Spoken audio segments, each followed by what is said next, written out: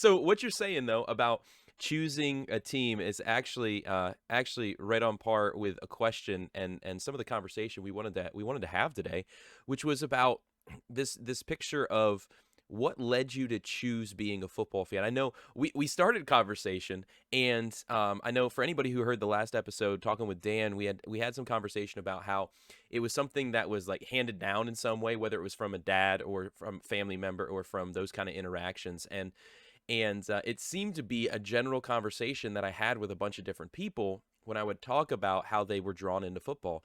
And we started to have that conversation, and you're just sitting there shaking your head no. And so that bring okay, well, what brought you into football, and what led you to choose being a football fan? I'm from South Carolina originally, and so when the expansion team started, uh, I was a Carolina Panthers fan. I was like, home team, but I didn't really follow football. Up until that point, I was a bought and paid for San Francisco 49ers fan.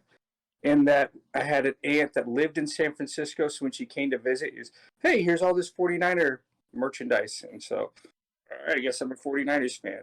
And I knew a little bit, John Montana, Jerry Rice, and that awesome combination, but we didn't really wasn't really a thing in our house. Like we didn't sit down on Sunday watch football. We didn't do it on Thanksgiving. I think we kind of watched the Super Bowl, and so it wasn't really until I was in the military station in Iceland that a lot of people watched football because that was like our connection to America.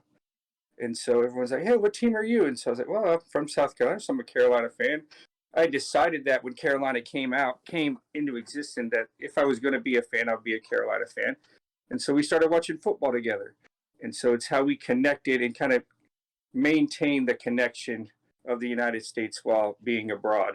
And that just continued and furthered on when I went from Iceland to Germany. And more so there was more people, and we got just what we did. We'd get together on Sunday and watch football together. We'd talk about the stats and fantasy. We had fantasy football leagues and such, and it was nice because I was like the only Carolina fan, and so I didn't have to work. You didn't care whether or not there was another one to band together with. In fact, it gave you kind of a kind of that lone wolf of, oh sweet, I don't have to worry about anybody trying to talk to me too much about. Because we were from all over the U.S. and stationed together. We had fans from all the teams, and so it wasn't uncommon to be the lone wolf for your team, and sometimes it wasn't even uncommon to be the lone wolf for your division. So I may have been the only NFC South fan in our group at that time. And so we didn't really focus on that. Like we poked fun if we had games against each other, but we just stayed unified in that, hey, let's just get together and watch football.